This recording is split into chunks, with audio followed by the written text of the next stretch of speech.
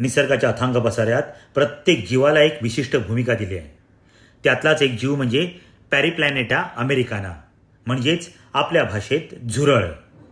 शास्त्र सांगतं डायनोसॉर नष्ट झाले तरी झुरळ टिकून राहतं. अणुबॉम्बचा हल्ला झाला तरीही झुरळ जिवंत राहू शकतं. अगदी डोकं धडा वेगळं केलं तरीही ते आठवडाभर श्वास घेऊ शकतं. किती अफाट जगण्याची क्षमता, नाही का? पण एवढी अद्भुत जैविक क्षमता असूनही मानवी संस्कृतीने झुरळाला कधी बौद्धिक किंवा आदरणीय प्राण्याचा दर्जा दिला का? तर नाही. का? कारण त्याचा अधिवास.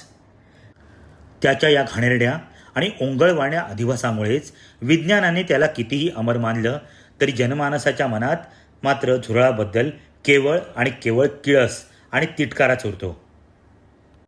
नुकतंच देशाच्या सर्वोच्च न्यायपीठाकडून एका वक्तव्यात या जीवाचा संदर्भ आला आणि मग काय, आपल्या देशातील काही अतिबौद्धिक आणि कल्पक तरुणांच्या सुपीक डोक्यात एकदम प्रकाश पडला. त्यांनी थेट कॉक्रोच जनता पार्टी नावाचं डिजिटल दुकानच थाटलं. फेसबुक, इंस्टाग्रामवर चकाचक अकाउंट सुरू झाली.